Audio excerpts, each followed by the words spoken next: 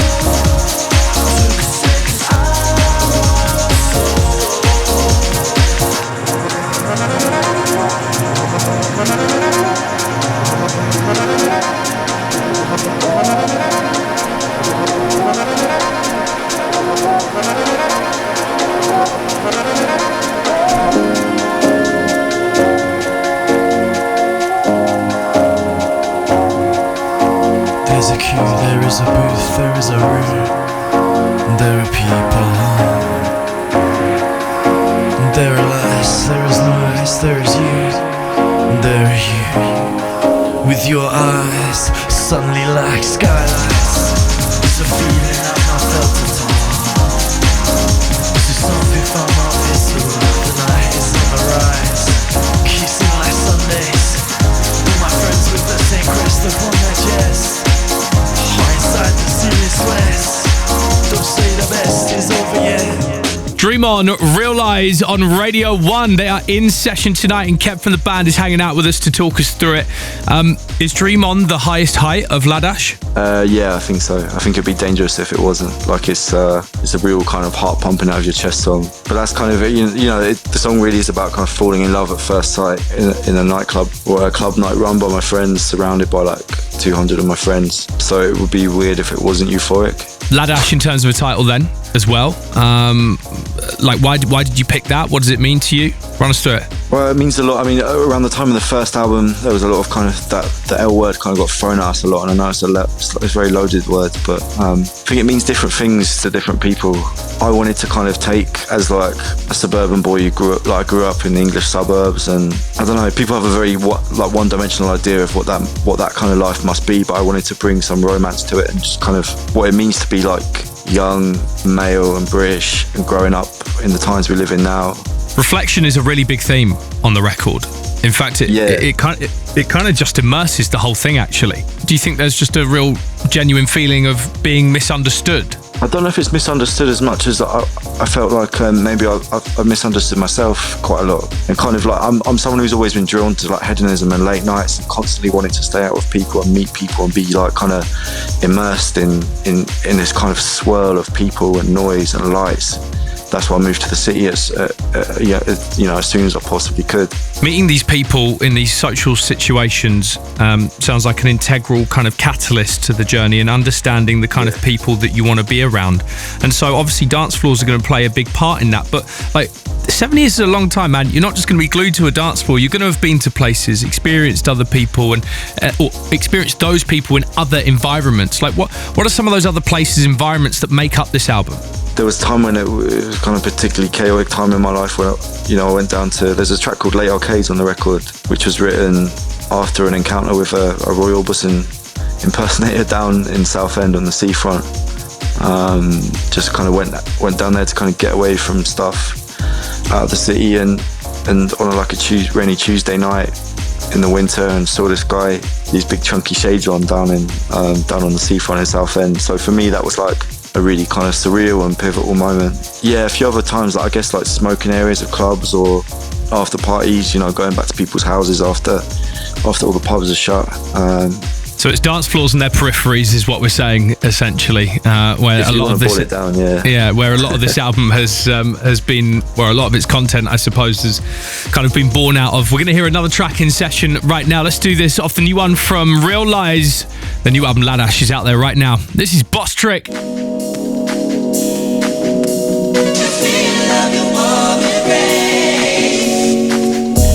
Sat down in the crown, pushing suds around, watching navies mourn a 315 from Punchestown. The cloud of memory surrounds two wanderers from Woodbury Down. I felt like I was part of something, and for that I'll say this: I've never been a part of something. So bliss to reminisce.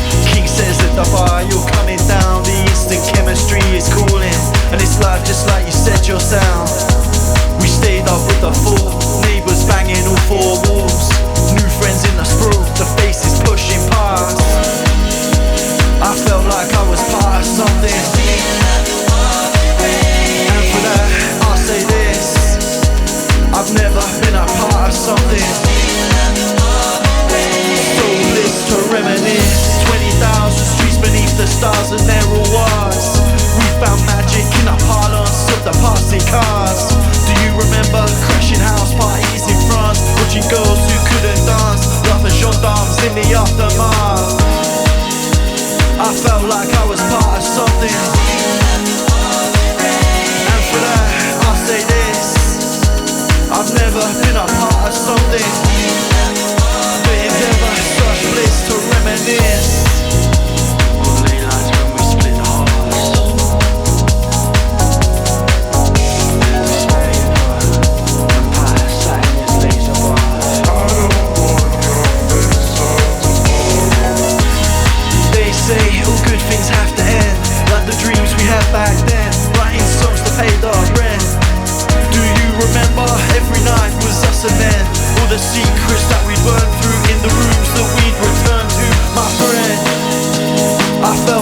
a part of something.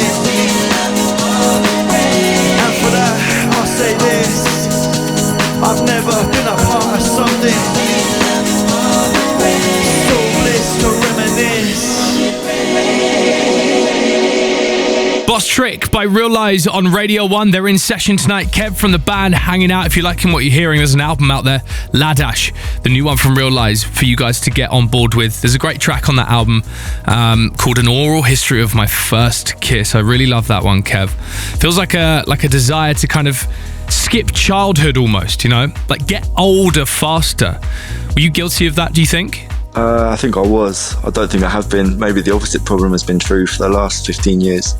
But yeah, there was definitely a kind of, I guess, like my first sentient memories of like going to like family wedding parties and stuff, and you see like these adults kind of standing around in circles, and like, I don't want to just repeat the lyrics verbatim, but just like standing around in circles listening to this like banging music, drinking, smoking, flirting, and like kind of telling jokes to each other and laughing. And you kind of, as a kid, you kind of get this glimpse of like an adult world for the first time, and you see like your parents and your uncles and your aunties and second cousins all kind of having a bit of a tear up at a family wedding disco. And that for me was like a bit of a way in, I guess. All right, well, look, every single session that we have on the show, for those of you who don't know at home, we get them to do a Maida Vale mashup. Basically, we asked Real Lies to lay this one down at short notice because we had to bring them forward because we had a dropout. So we didn't give them too much time to do like an actual mashup, but you guys have done a cover for us. And so without telling us what you've picked, tell us why you've picked this one, Kev. Well, I guess it comes back to that impulse. Like there's the track I've chosen is by a band who I think have that same underlying like identity and like the same kind of only barely submerged impulse to seek out what is romantic and what is good and what is meaningful in life. Like this song just haunts you, follows you around, and as you said, it was a late notice thing. We only had 24 hours to turn something around, and what better song to do than the one that's been kind of haunting me for the last 2 months or whatever it is, you know, since it was first released. Sounds dangerous. Sounds like we're exercising demons right now. What are we going for? What are we dropping? It's Jackie Down the Line by Fontaines DC. Ooh, let's do it. Real Lies in session with their cover of Fontaines DC and Jackie Down the Line. My friend Sally says she knows it. Got funny point of view.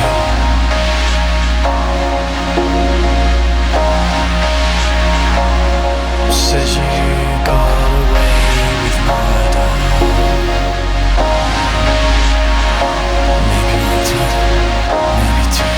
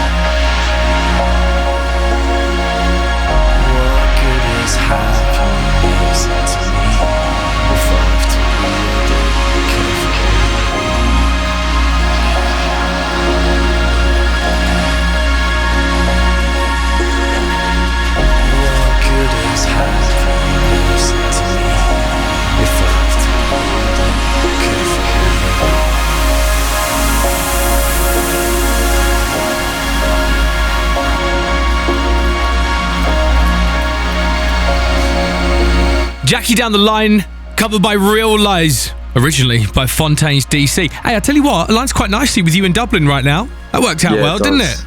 Yeah, it's all lined up. Yeah, the stars have aligned. Absolutely. You guys have just done a few European dates, haven't you? And just kind of getting back into the swing of performing live. And later on this year, people are going to be able to check you out on tour around the UK as well. October, I think that is right? Yeah, October, we're playing the biggest show in our history at Heaven in Charing Cross. I can't wait to see the pubs of the kind of, purest, most central you can get in London being mobbed by Real Lies fans. So I can't wait for that. I'm going to be like singing my way along the river. I just can't wait. So that's at Heaven in Charing Cross, and I think it's October the 6th. And then we're doing playing Edinburgh, Copenhagen, Nottingham, Leeds, Brighton, like loads of other places all across the year. Will people transcend when they go to a Real Life show? Because I feel like after our chat tonight, we're in for something special. Yeah, that's totally the aim. It would be disingenuous not to aim for that, Yeah, absolutely. Transcendence is the minimum requirement, really. Okay, so bring all your mental preparation to be transcended, essentially, if you're going to head down to see Real Lies on tour later this year. Kev, thank you so much for hanging out tonight, mate. Yeah, thanks so much for having me. Radio 1 Breakfast with Matt and Molly. coming up.